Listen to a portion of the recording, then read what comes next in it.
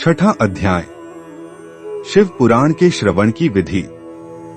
शौनक जी कहते हैं, महाप्राज्य सूत जी, आप धन्य एवं शिव भक्तों में श्रेष्ठ हैं।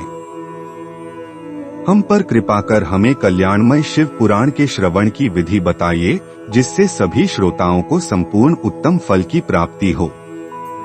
सूत जी ने कहा, मुने शौनक, तुम्हें संपूर्ण फल की प्राप्ति के लिए मैं शिव पुराण की विधि सविस्तार बताता हूँ।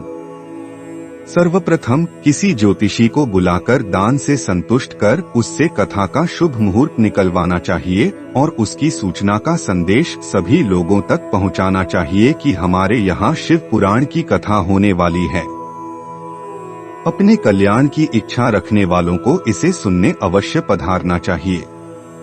देश देश में जो भी भगवान शिव के भक्त हों तथा शिव कथा के कीर्तन और श्रवण के उत्सुक हों, उन सभी को आदर पूर्वक बुलाना चाहिए और उनका आदर सत्कार करना चाहिए।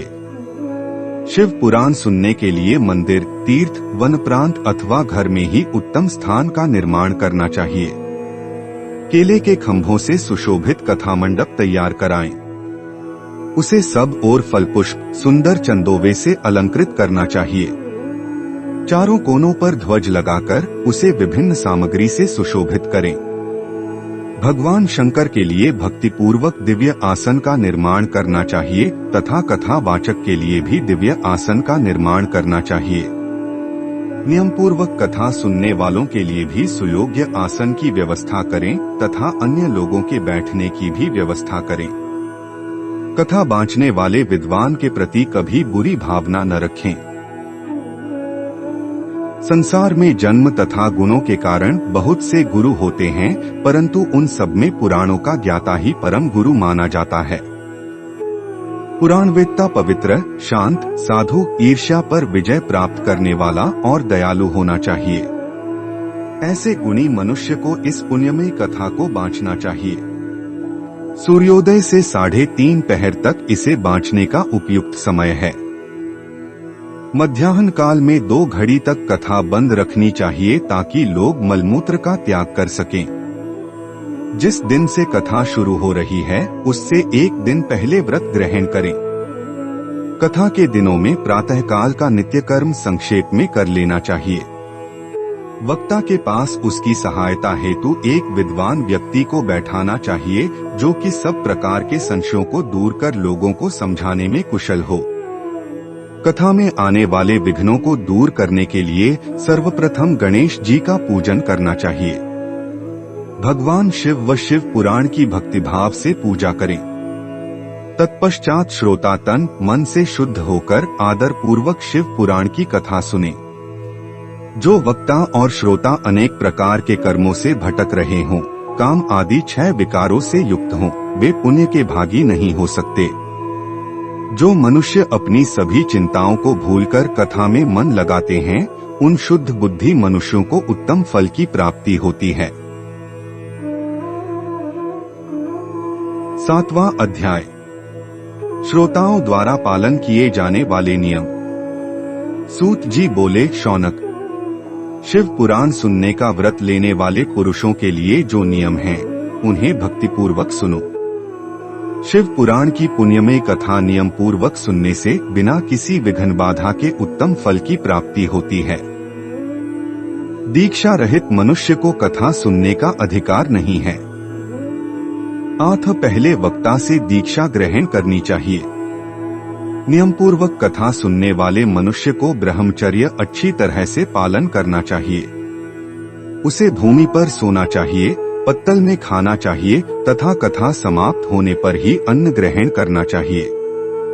समर्थ मनुष्य को शुद्ध भाव से शिव पुराण की कथा की समाप्ति तक उपवास रखना चाहिए और एक ही बार भोजन करना चाहिए। गरिष्ठ अन्न, दाल, जला अन्न, सेम, मसूर तथा बासी अन्न नहीं खाना चाहिए। जिसने कथा का व्रत ले रखा हो उसे प्याज, लहसुन, हींग, गाजर, मादक वस्तु तथा आमिष कही जाने वाली वस्तुओं को त्याग देना चाहिए। ऐसा मनुष्य प्रतिदिन सत्य, शौच, दया, मौन, सरलता, विनय तथा हार्दिक उदारता आदि सद्गुणों को अपनाए तथा साधु संतों की निंदा का त्याग कर नियम पूर्वक कथा सुने। सकाम मनुष्य इस कथा के प्रभाव से अपनी अभीष्ट कामना प्राप्त करता है और निष्काम मोक्ष प्राप्त करता है। सभी स्त्री पुरुषों को विधि विधान से शिव पुराण की उत्तम कथा को सुनना चाहिए।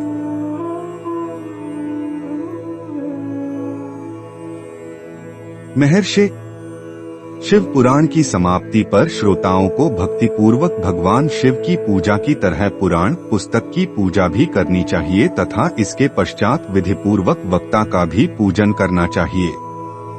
पुस्तक को रखने के लिए नया और सुंदर बस्ता बनाएं। पुस्तक व वक्ता की पूजा के उपरांत वक्ता की सहायता हेतु बुलाए गए पंडित का भी सत्कार करना चाहिए। कथा में पधारे अन्य ब्राह्मणों को भी अन्नधन का दान दें। गीत, वाद्य और नृत्य से उत्सव को महान बनाएं। विरक्त मनुष्य को कथा समाप्ति पर गीता का पाठ करना चाहिए तथा गृहस्थ को श्रवण कर्म की शांति हेतु होम करना चाहिए। होम रुद्र संहिता के श्लोकों द्वारा अथवा गायत्री मंत्र के द्वारा करें। यदि हवन करने में असमर्थ हो तो भक्तिपूर्वक शिव सहस्रनाम का पाठ करें। कथा श्रवण संबंधी व्रत की पूर्णता के लिए शहद से बनी खीर का भोजन 11 ब्राह्मणों को कराकर उन्हें दक्षिणा दें। समृद्ध मनुष्य 3 तोले सोने का एक सुंदर सिंहासन बनाए और उसके ऊपर लिखी अथवा लिखाई हुई शिव पुराण की लिखी पोथी विधिपूर्वक स्थापित करें तथा पूजा करके दक्षिणा चढ़ाएं। फिर आचार्य का वस्त्र, आभूषण एवं गंध से पूजन करके दक्षिणा सहित वह पुस्तक उन्हें भेंट कर दें।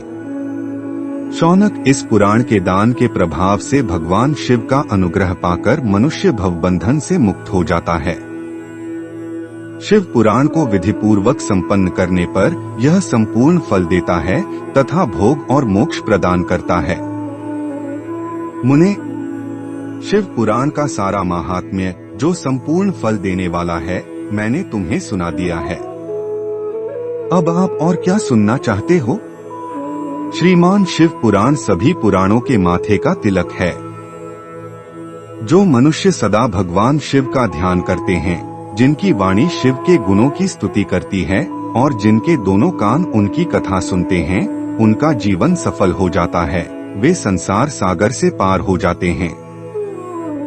ऐसे लोग इहलोक और परलोक में सदा सुखी रहते हैं। भगवान शिव के सच्चिदानंदमय स्वरूप का स्पर्श पाकर ही समस्त प्रकार के कष्टों का निवारण हो जाता है। उनकी महिमा जगत के बाहर और भीतर दोनों जगह विद्यमान है।